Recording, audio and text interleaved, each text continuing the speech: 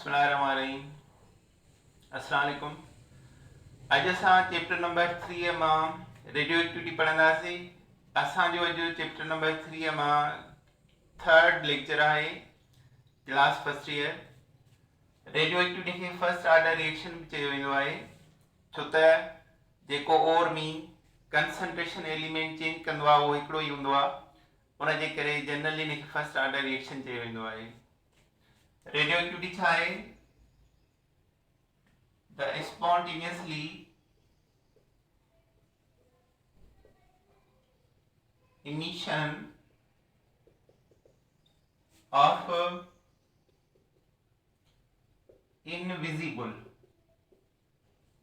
radiation from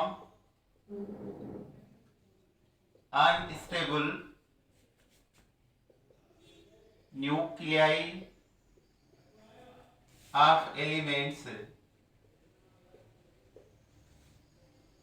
is called radioactivity.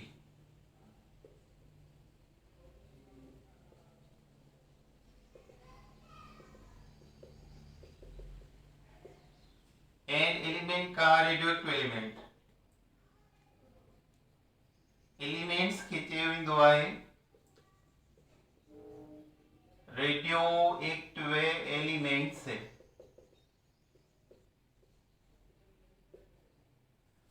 radioactive elements in periodic table after lead खां पोइ plumbum जंहिंजो atomic number आहे 82।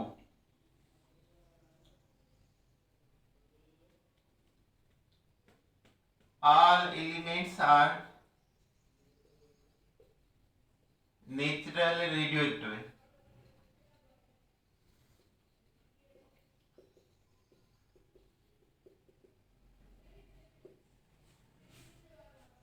जेके बि एलिमेंट जंहिंजो एटॉमिक नंबर 82 खां वधीक आहे पीरियोडिक टेबल में, उन्हनि खे रेडियो एक्टिव चयो वेंदो आहे। रेडियो एक्टिविटी आहे छा? बेसिकली पंहिंजो पाण स्पॉन्टेनियसली माना सेल्फ खुद ब खुद इमिशन ऑफ इनविजिबल खाज थियण नज़र न ईंदड़ radiation show from unstable nuclear of elements.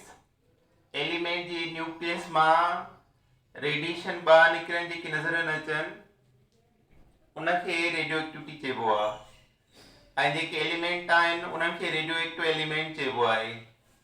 Periodic table में 82 खां मथे जंहिंजो एटॉमिक नंबर आहे उहे नेचुरली रेडियो एक्टिव चया वेंदा आहिनि। त जेको एलिमेंट आहे बेसिकली उहो अनस्टेबल न्यूक्लियस रखंदो आहे, जंहिंजे करे रेडियो एक्टिविटी थींदी आहे। मिसाल आहे, अचो हाणे हिन ते असां डिस्कस था कयूं थोरो।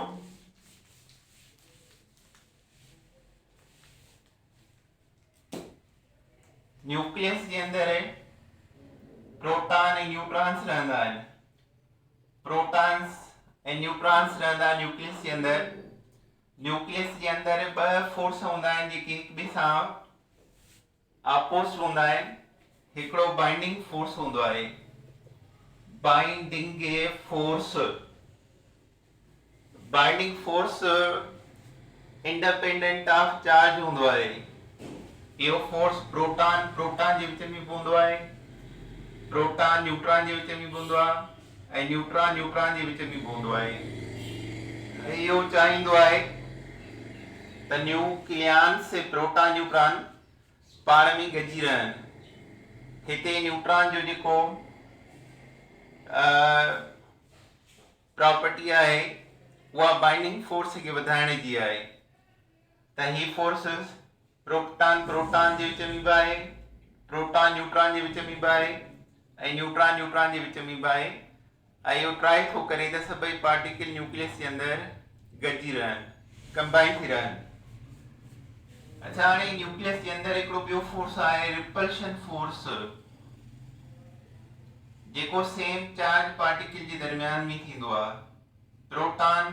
प्रोटॉन सेम चार्ज आहिनि, प्लस चार्ज था रखनि, उन जे करे इहे हिक ॿिए खे रिपल कंदा, परे धिकींदा, जेतिरो पॉसिबल थी सघे उहे परे थी वञनि। त हाणे रिपल्शन फोर्स ट्राई कंदो आहे त प्रोटॉन परे थी वञनि, बाइंडिंग फोर्स ट्राई कंदो आहे त पार्टिकल गॾिजी रहनि। इहो मुक़ाबिलो हलंदो रहंदो आहे। हाणे न्यूक्लियस जे अंदरि असां एटॉमिक नंबर वधाईंदासीं त प्रोटॉन जो नंबर वधंदो वेंदो। जॾहिं न्यूक्लियस जे अंदरि 82 प्रोटॉन अची वेंदा आहिनि ऐं न्यूट्रॉन बि वधी वेंदा आहिनि। अञा केतिरा ई न्यूट्रॉन बि हूंदा आहिनि। त इन प्रोटॉन जे नंबर ताईं ही ॿई फोर्स बराबरि थी वेंदा आहिनि, ही ॿई फोर्स बराबरि इक्वल थी वेंदा आहिनि। जेकॾहिं 82 खां बिलो हेठि बिलो प्रोटॉन हूंदा आहिनि त बाइंडिंग फोर्स जेको आहे उहो स्ट्रांग हूंदो आहे। बाइंडिंग फोर्स स्ट्रांग हूंदो आहे। ऐं जॾहिं नंबर 82 ते पहुची वञे त ॿई फोर्स बराबरि थी वेंदा आहिनि। ऐं जॾहिं 82 खां एटॉमिक नंबर अबो थी वेंदो आहे त रिपल्शन फोर्स स्ट्रांग थी वेंदो आहे। रिपल्शन फोर्स स्ट्रांग थी वेंदो, लाज़मी बाइंडिंग फोर्स जेको आहे घटिजी वेंदो। त हाणे रिपल्शन फोर्स जेको आहे उहो स्ट्रांग थी वियो आहे। रिपल्शन फोर्स जेको आहे उहो स्ट्रांग थी वियो आहे ऐं उन प्रोटॉन जे लाइ 82 खां मथे उन प्रोटॉन खे बैलेंस करण जे लाइ रिक्वायर्ड न्यूट्रॉन न आहे। मिसाल प्रोटॉन जो तइदाद 82 खां 84 थी वियो आहे। हाणे 84 प्रोटॉन आहिनि ऐं न्यूट्रॉन आहे पहिरियां 100। त हाणे जेकॾहिं न्यूट्रॉन 110 बि थिया आहिनि, 110 बि थिया आहिनि, पर इहे काफ़ी न आहिनि त हिन जे फोर्स खे मिनिमाइज़ कनि, रिपल्शन फोर्स खे मिनिमाइज़ कनि। प्रोटॉन रिपल्शन फोर्स खे मिनिमाइज़ कंदा आहिनि, घटाईंदा आहिनि ऐं बाइंडिंग फोर्स वधाईंदा आहिनि, पार्टिकल गॾिजी रहनि। पर हाणे हिन ते जॾहिं प्रोटॉन वधी विया आहिनि 82 खां त रिपल्शन फोर्स स्ट्रांग थी वियो आहे ऐं न्यूक्लियस टुटंदो ऐं उन मां रेडिएशन ॿाहिरि निकिरंदा। That phenomena is called radio activity. त रेडियो एक्टिविटी तॾहिं थींदी आहे जॾहिं रिपल्शन फोर्स स्ट्रांग थी वञे न्यूक्लियस जे अंदरि। ऐं इहो तॾहिं थींदो आहे जॾहिं प्रोटॉन जो नंबर 82 खां अबो थी वेंदो आहे ऐं पोइ रिपल्शन जे करे न्यूक्लियस अनस्टेबल थी वेंदो आहे, ब्रेकअप थी वेंदो आहे ऐं रेडियो एक्टिविटी फिनोमेना ज़ाहिर थींदी आहे। हाणे हिन ते पहिरियां वर्क कयो हेनरी बेक्यूरेल। हेनरी बेक्यूरेल हिकिड़ो स्टोन खयो ऐं उनखे ब्लैक शीट सां जेको आहे ढके रखियईं, ब्लैक पेपर सां ढके रखियईं, जेको एक्सरे वारो पेपर हूंदो आहे ब्लैक पेपर, उन सां ढके रखियईं। उहो पत्थर को रेडियो एक्टिव मटीरियल पियो रखे, उन मां रेडिएशन ॿाहिरि पिया अचनि, त उहे निशान उन ब्लैक पेपर जे मथां थी विया। जॾहिं हेनरी बेक्यूरेल उनखे ॾिठो त हिन जे मथां के निशान थिया आहिनि, को मटीरियल आहे, पोइ उनखे रिपीट कयईं ऐं उनखे फ्लोरेसेंट स्क्रीन ते जेको आहे ॾिठईं, ज़िंक सल्फाइड स्क्रीन बि यूज़ कयईं ऐं उन ते उहे रेडिएशन नज़र आया उन मटीरियल मां। पोइ हिन उन मटीरियल जे मथां मुख़्तलिफ़ एक्सपेरिमेंट कया। उन मटीरियल खे हिन कंप्रेस कयो, दॿायो त रेडिएशन न अचनि, पर उन सां फ़र्क़ु न पियो। उन मटीरियल खे हिन कूल कयो, थधो कयो, त थधे करण सां उहे ख़तमु थी वञनि, पर उन सां फ़र्क़ु न पियो। उनखे वरी हीट कयईं त गर्मीअ सां ख़तमु थिए, उन सां को फ़र्क़ु न पियो, पोइ रेडिएशन एज़ इट इज़ ॿाहिरि पिया निकिरनि। पोइ हिन मुख़्तलिफ़ एलिमेंट जा कंटेनर यूज़ कया उन्हनि में रखी करे उनखे बंदि पियो करे त उहे रेडिएशन त बि नज़र पिया अचनि। आख़िर में लास्ट में जॾहिं न लेड कंटेनर प्लम्बम उन जे कंटेनर में लेड जे कंटेनर में उन मटीरियल खे रखियो त ॿाहिरि रेडिएशन अचणु बंदि थी विया। पोइ हिन इहो ॿुधायो त लेड प्लम्बम वाहिद एलिमेंट आहे जेको हर रेडिएशन खे रोके रखे थो। त रेडिएशन खे रोकण जे लाइ जेको आहे उहो लेड अची वियो। त हाणे अचो पॉइंट आहे Henry Becquerel.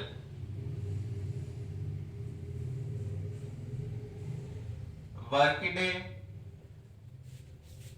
on radioactive material and he called it pitch blend। ऐं उनखे पंहिंजो नालो ॾिनो, पिच ब्लेंड जो नालो ॾिनई and he called pitch blend। ऐं हिन उनखे पिच ब्लेंड सॼो।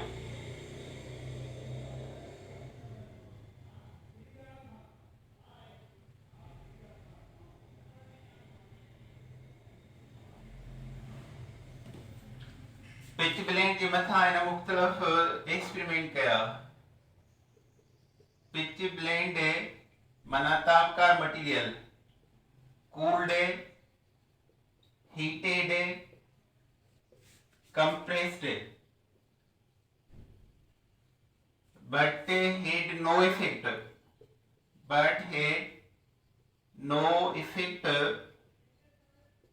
on radiation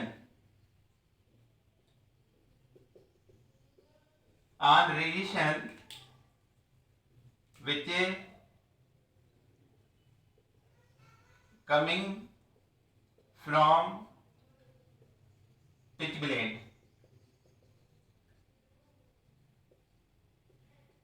It could be stopped उहे रुकिजी विया तॾहिं when rapid वेड़ियो वियो रखियो वियो उनखे इन लेड प्लम्बम शीट्स। त हाणे हेनरी बेक्यूरेल आहे जंहिं पहिरियां कॉन्सेप्ट ॾिनो रेडियोएक्टिविटीअ जो।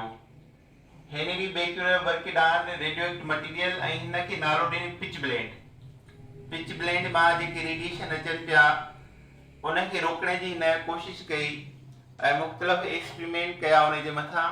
उनखे हिन कूल कयो, थधो कयो, हीट कयो, कंप्रेस कई, पर इन सां को बि असरु न थियो। उहे रेडिएशन जीअं जो तीअं अचनि पिया ॿाहिरि। पोइ जॾहिं उन्हनि खे हिन वेड़ियो लीड जे कंटेनर में शीट्स में त उहे अचणु बंदि थी विया। त लीड जेको आहे हर तापकार मटीरियल खे रोके सघे थो। हाणे जेके रेडियोएक्टिविटीअ में ॿाहिरि रेडिएशन ईंदा आहिनि उहे मोस्टली छा हूंदा आहिनि, कहिड़ा पार्टिकल हूंदा आहिनि, beta particle electron. Mostly radiation coming from pitch blend मां are beta raise electron. Atom मां इलेक्ट्रॉन ॿिनि तरीक़नि सां निकिरंदा आहिनि। हिकिड़ो त तव्हां एटम जे भरिसां स्ट्रांग मैग्नेट पास कयो त हुन जी अट्रैक्शन सां इलेक्ट्रॉन जेको आहे आउट थी वञे, निकिरी वञे ऐं एटम आयोनाइज़ थी वञे। ॿियो इहो हूंदो आहे त एटम खे तव्हां हीट कयो त उहो एक्साइटेड हालत में अचे ऐं उन मां इलेक्ट्रॉन निकिरंदो। त रेडियोएक्टिव एलिमेंट आहिनि ई तमामु हीटेड, त उन मां जेके रेडिएशन ॿाहिरि निकिरनि था उहे घणे मां घणा छा हूंदा, इलेक्ट्रॉन्स हूंदा। इन खां पोइ Pierre Curie Pierre Curie and Marie Curie, ये ॿई हस्बैंड वाइफ आ। मेरी क्यूरी खे नोबेल प्राइज़ मिलियो। हिकिड़ो नओं आंसर हिन दरियाफ़्त कयो रेडियम, ऐं उन ते हिनखे नोबेल प्राइज़ मिलियो। Pierre Curie and Marie Curie also worked on pitch blende, also worked on pitch blende, pitch blende जे मथां हिन कमु कयो and discovered new element radium, and discovered a new element radium, हिन रेडियम खे discover कयो जेको तमामु घणो रेडिएशन ख़ारिज कंदड़ हो। इन मां तमामु घणा रेडिएशन ख़ारिज पिया थियनि। इहो चयो वियो त प्योर एलिमेंट खां ओर मां वधीक रेडिएशन निकिरंदा आहिनि as compare to pure element, माना ओर वधीक रेडिएशन ॾींदड़ आहे। ऐं हिन रेडियम खे डिस्कवर कयो ऐं हिन लाइफ ॾिनी रेडियो एक्टिव एलिमेंट जी। त रेडियो एक्टिव एलिमेंट आख़िरकार स्टेबिलिटी वठंदो आहे, अटेन कंदो आहे, स्टेबल थी वेंदो आहे।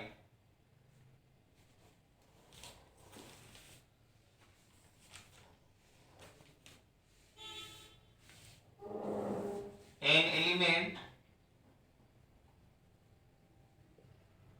after giving off radiation, after giving out radiation, change into more stable element, छो त जंहिंजी एनर्जी घटिबी उहो वधीक स्टेबल थींदो वेंदो। Change into more stable element, and this process continue, and this process continue till जेस ताईं formation of lead, formation of lead, stable end product, stable end product of each radioactive element।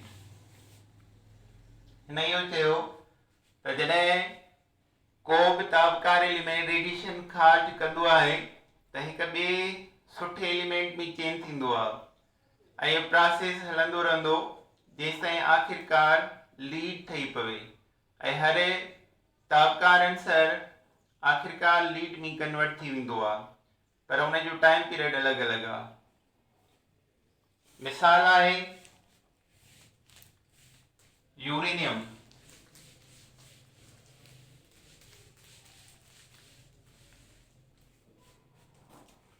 Example of uranium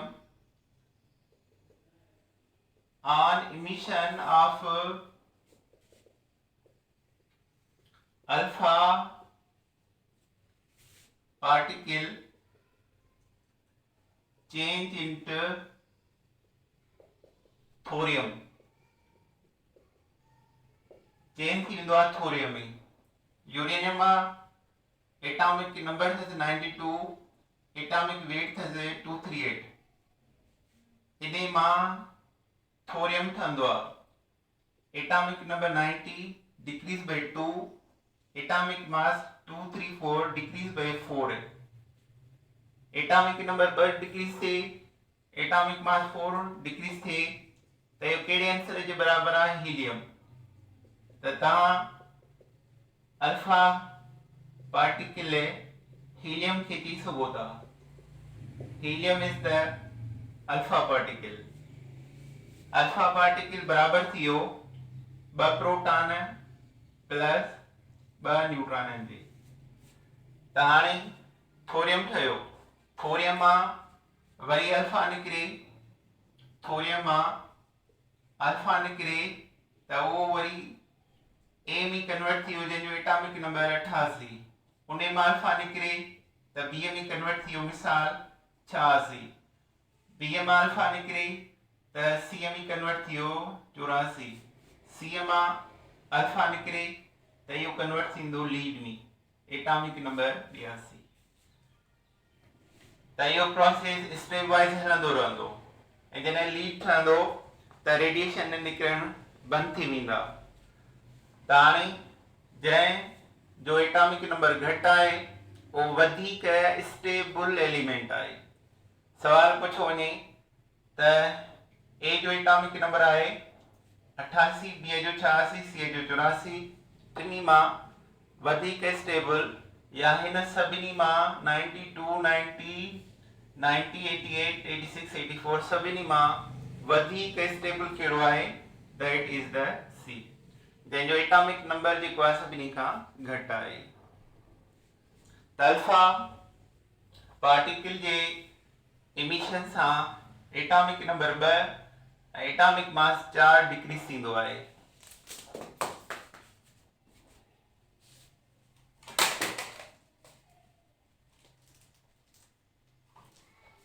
अचो हाणे बाबा इन खां पोइ separation of rays, separation of raise.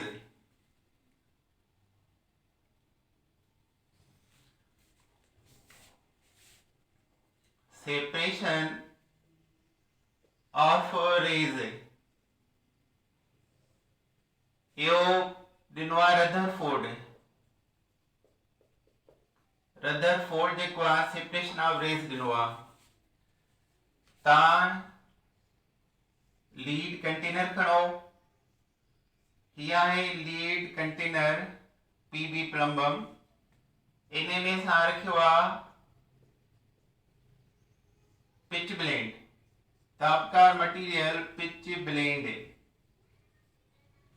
असां इन जे मथां स्ट्रॉन्ग मैग्नेट था ॾियूं,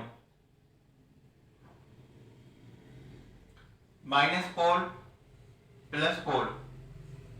हाणे हिन मां हिकिड़ो सन्हो होल आहे लीड कंटेनर खे, उन मां पिच ब्लेंड मां रेडिएशन था ॿाहिरि अचनि। रेडिएशन आया हिकिड़ो सिधो पास थी वियो, सिधो वियो, जेको सिधो पियो वञे स्ट्रेट ते उनखे चयो वियो गामा रेज। जेको सिधो वियो मुड़ियो ई न, that is the gamma rays. हिकिड़ो माइनस जे पासे ॾे मुड़ी वियो, उनखे चयो वियो अल्फा पार्टिकल, अल्फा पार्टिकल। ऐं हिकिड़ो प्लस जे तरफ़ घणो मुड़ी वियो, इलाही मुड़ी वियो, इनखे चयो वियो बीटा पार्टिकल। हाणे अल्फा पार्टिकल थोरो मुड़ियो छो त इहो हेवी आहे, ॻरो आहे। अल्फा पार्टिकल बराबर आहे 2 प्रोटॉन प्लस 2 न्यूट्रॉननि जे, ऐं इहो कंहिंजे मुड़ी वियो माइनस पोल ते, ऐं प्लस पोल ते कहिड़ो मुड़ी वियो beta particle. Beta particle mostly चवंदा आहियूं इलेक्ट्रॉननि खे, नेगेटिव इलेक्ट्रॉन, ऐं इलेक्ट्रॉन हल्का आहिनि तॾहिं इहो घणो मुड़ी वियो, ऐं जेको सिधो वियो उहो जस्ट गामा रेज आहे। पार्टिकल लफ़्ज़ सां गामा जे लाइ न लिखंदासीं, गामा मास वारो न आहे, मास जंहिंखे हूंदो आहे असां उनखे पार्टिकल जो नेम ॾींदा आहियूं।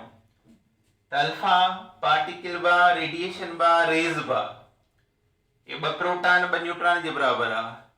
बीटा पार्टिकल बि आहे, बीटा रेडिएशन भी चई सघूं था, बीटा रेज चई सघूं था। ऐं पार्टिकल जे लाइ इहो त इलेक्ट्रॉन आहे, इलेक्ट्रॉन खे मास आहे। गामा रेज आहे, रेडिएशन आहे, एनर्जी आहे, इहो पार्टिकल न आहे। पार्टिकल माना जंहिंखे मास हुजे, गामा कंहिं बि पार्टिकल में नथो अचे, त इहो सिर्फ़ एनर्जी आहे। So it is gamma radiation rays वगैरह, but not in particle, gamma particle ना है। त हाणे असां सभिनी जो प्रॉपर्टीज पढ़ंदासीं। अल्फा जूं, बीटा जूं, गामा जूं।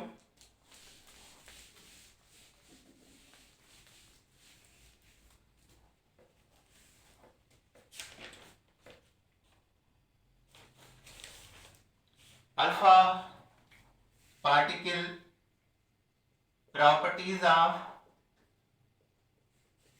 alpha particle.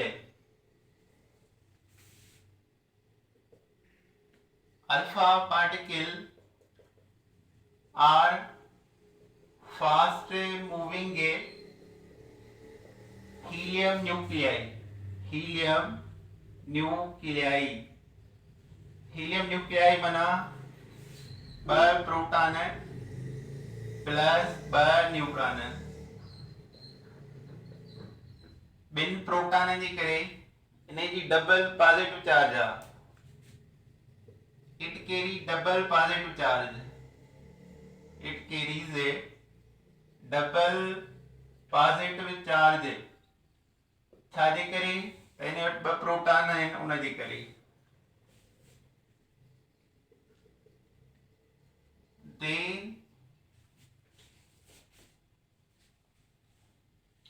ionize air. Ionize air. They knock out electron. Knock out electrons from the atom or matter. From other atoms. ॾिसो हाणे छो मिसाल को भी गैस एटम आहे इनखे इलेक्ट्रॉन आहिनि इन जे भरिसां डबल अल्फा पार्टिकल पास कयूं त अल्फा ते आहे डबल प्लस चार्ज त डबल प्लस चार्ज जी अट्रैक्शन सिंगल इलेक्ट्रॉन खां वधीक हूंदी त हिन इलेक्ट्रॉन खे नॉकआउट कंदो ॿाहिरि कढी छॾींदो ऐं इहो एटम आयोनाइज़ थी वेंदो। अल्फा पार्टिकल एयर में पास कया वञनि त अल्फा जी डबल प्लस चार्ज आहे सम्झो स्ट्रॉन्ग मैग्नेट आहे इलेक्ट्रॉन खे एटम मां छिके ॿाहिरि कढंदो ऐं इलेक्ट्रॉन आयोनाइज़ थी वेंदो। त हिकिड़ो तरीक़ो इलेक्ट्रॉन खे आयोनाइज़ इहो करण जो आहे ॿियो हीट ॾेई गरम करे इलेक्ट्रॉन खे आउट करण जो आहे। त अल्फा खे आयोनाइज़ करण जी सलाहियत घणी आहे। They produce bright flashes. They produce bright flashes on fluorescent screen. Screen जे मथां ब्राइट फ्लैशिस छॾींदो आहे on emission of alpha particle atomic number Z decrease by 2 and atomic mass decrease by 4 AMU। Atomic number ब decrease थींदो आहे atomic mass 4 decrease थींदो आहे ऐं हिन खे power of penetration through the metal lowest आहे। इहो लिखोसीं alpha particle has low power of penetration through metal छो त इहो ॻरो आहे उन जे करे इन जो पावर ऑफ पेनिट्रेशन घटि आहे बीटा खां ऐं बीटा जो घटि आहे गामा खां छो त ही हेवी आहे through the metal power of penetration इन जो लेस आहे लो आहे। Alpha particle fast moving helium nuclei आहिनि ॿ प्रोटॉन ॿ neutron double plus charge ionize air knock out electron from other atom bright flashes produce कंदो आहे फ्लोरेसेंट स्क्रीन ते इमिशन सां एटॉमिक नंबर 2 ऐं एटॉमिक नंबर 4 डिक्रीज थींदो आहे। ऐं हाणे आहिनि properties of beta particle. Properties of beta particle. Beta particle जूं प्रॉपर्टीज कहिड़ियूं आहिनि? They are mostly fast moving electron.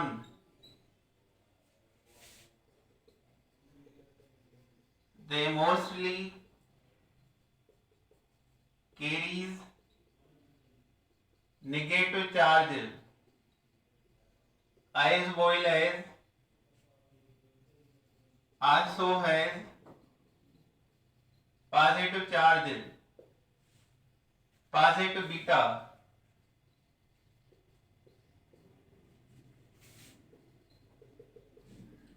They have a more power of penetration through metal than alpha particle।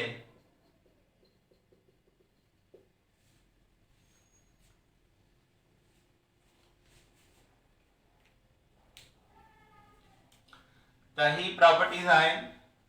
Mostly fast moving electron आहिनि, mostly carries negative charge, कॾहिं कॾहिं positive charge बि अथनि, beta positive आहे। They have more power of penetration through metal than alpha particle.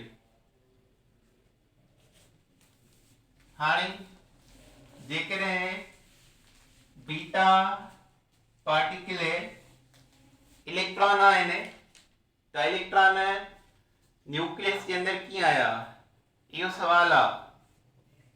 ॾिसो हाणे हिकिड़ो atom आहे, एटॉमिक नंबर अथसि 100, सपोज एटॉमिक मास अथसि 250 त न्यूक्लियस में प्रोटॉन 100 ऐं न्यूट्रॉन 250 मां माइनस 100 कयो 150, न्यूट्रॉन 150 अथसि। हाणे जेकॾहिं ए एटम बी में चेंज थिए, एटॉमिक नंबर थी वञे 101, एटॉमिक मास सेम रहे 250, एटॉमिक नंबर वधंदो हिकु त बीटा नेगेटिव हिकिड़ो निकिरंदो। माना ही न्यूक्लियस आहे ऐं ही ॿियो न्यूक्लियस आहे। प्रोटॉन 101, न्यूट्रॉन थी विया 149। इहो ए जो आहे न्यूक्लियस ऐं ही बी जो आहे। त हाणे हिते प्रोटॉन 100 आहे, हिते 101 थी विया, हिकिड़ो प्रोटॉन वधी वियो 10 100 मां 101 थी वियो। त हाणे नेगेटिव बीटा ॿाहिरि निकिरंदी, बीटा वेंदी पर माइनस चार्ज वारी। हाणे माइनस बीटा कीअं निकिती? जॾहिं हिकु न्यूट्रॉन जो मास कंज्यूम थींदो आहे त उन मां मास प्रोटॉन जेतिरो ऐं इलेक्ट्रॉन जेतिरो निकिरंदो। माना हिकिड़ो न्यूट्रॉन ख़तम थिए त उन मां प्रोटॉन ऐं इलेक्ट्रॉन जो पेयर ठहंदो। माना न्यूट्रॉन जो मास प्रोटॉन ऐं इलेक्ट्रॉन जो जोड़ कयो उन जे बराबर एप्रोक्सीमेटली आहे। त हाणे जॾहिं न्यूट्रॉन 150 मां 149 थी वियो, हिकिड़ो घटिजी वियो, त उन सां हिकु प्रोटॉन वधंदो ऐं हिकु इलेक्ट्रॉन बि वधंदो। इलेक्ट्रॉन न्यूक्लियस में न रहंदो आहे, उहो ॿाहिरि निकिरी वेंदो एज बीटा नेगेटिव। हुअ नेचर में हिकु चार्ज न आहे क्रिएट थींदी, पेयर ऑफ चार्ज क्रिएट थींदियूं आहिनि। जॾहिं न्यूट्रॉन जो मास ख़तम थो थिए, कन्वर्ट थो थिए, त उन मां प्रोटॉन जो मास ठहंदो इलेक्ट्रॉन जो बि। त एटॉमिक नंबर 100 मां 101 थियो, हिकु प्रोटॉन ठहियो, ऐं जेको गॾु गॾु इलेक्ट्रॉन ठहियो उहो निगेटिव बीटा चवंदासीं, उहो निकिरी वियो ॿाहिरि। So it is the formation of negative beta. पर जेकॾहिं ईअं हुजे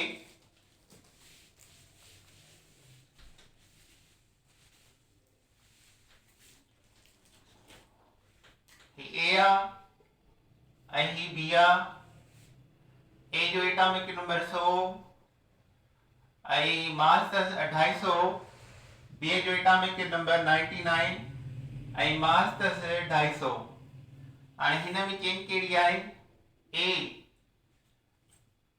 ए में प्रोटॉन 100 आहिनि ऐं न्यूट्रॉन 150 आहिनि। इन मां बी ठहियो, बी में प्रोटॉन 99 ऐं न्यूट्रॉन 151। न्यूट्रॉन 150 हिते ऐं हिते 151। हिकिड़ो न्यूट्रॉन वधंदो त छा थींदो? प्रोटॉन बि निकिरंदो ऐं इलेक्ट्रॉन बि निकिरंदो।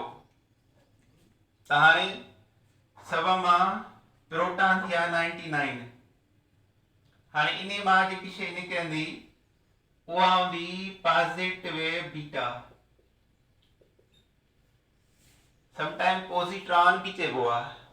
पॉजिटिव बीटा निकिरी वेंदी ऐं ॿाहिरि इलेक्ट्रॉन रहंदा, छो त एटॉमिक नंबर असां चवंदा आहियूं number of proton are number of electron in neutral atom. त प्रोटॉन निकिरंदो त पंहिंजो पेयर खणी वेंदो। प्रोटॉन जी चार्ज त प्लस आहे पर गॾु माइनस बि खणी वेंदो, एतिरो मास निकिरी वेंदो। पर हितां न्यूक्लियस मां हिन महिल 100 प्लस पार्टिकल मां 99 प्लस पार्टिकल बचा, हिकिड़ो प्लस वारो निकिरी वियो, दैट इज पॉजिटिव बीटा। त चवण जो मतिलबु आहे एटॉमिक मास साॻियो रहे, एटॉमिक नंबर डिक्रीज थिए या जेतिरा टाइम इंक्रीज थिए, that is the emission of beta particle. जेकॾहिं atomic number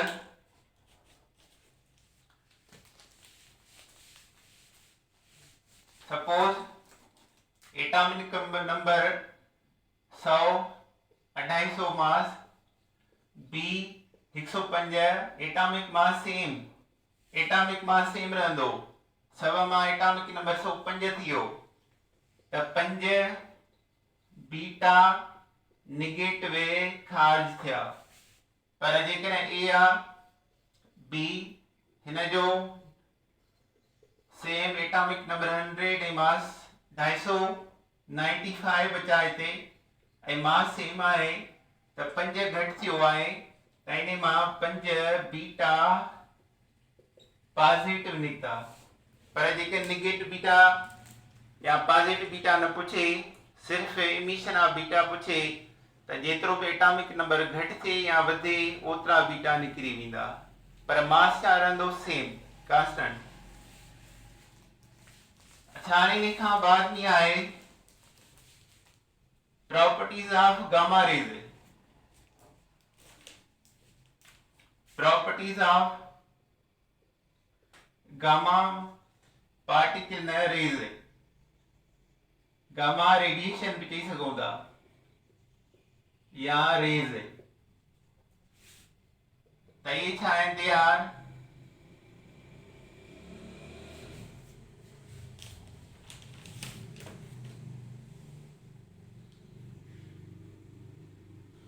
they are short wave. Short wave, wave जेकी शॉर्ट हूंदी आहे उनजी एनर्जी घणी हूंदी आहे? Short wave high energy. जेकॾहिं वेव शॉर्ट आहे त एनर्जी छा हूंदसि? High and high frequency. Energy high आहे त फ्रीक्वेंसी भी हाई हूंदसि। ये ॿई डायरेक्ट आहिनि। Electromagnetic radiation, electromagnetic radiation, but not a mass particle, पर ये मास पार्टिकल ना है। इन जो पावर ऑफ पेनिट्रेशन है सभिनी खां घणो आहे। They have much more power of penetration than alpha beta particle। इन्हनि खां वधीक दर्द।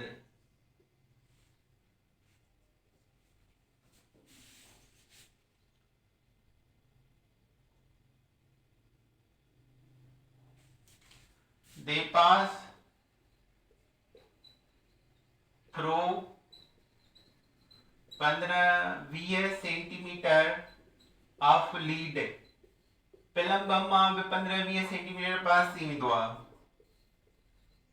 On passing gamma rays through metal,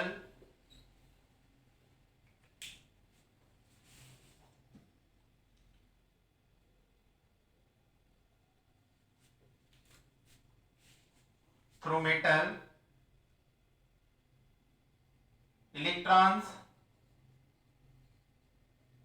knock out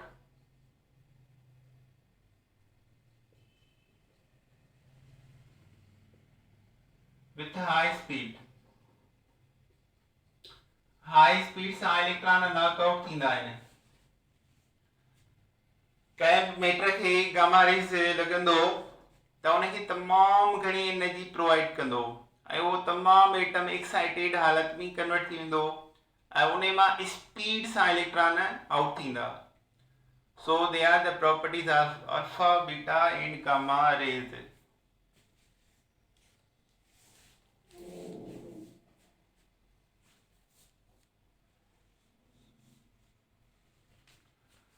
बाबा अॼु काफ़ी थियो ऐं सुभाणे वरी चेडूं शुरू कंदासीं। ओके, अल्लाह हाफ़िज़।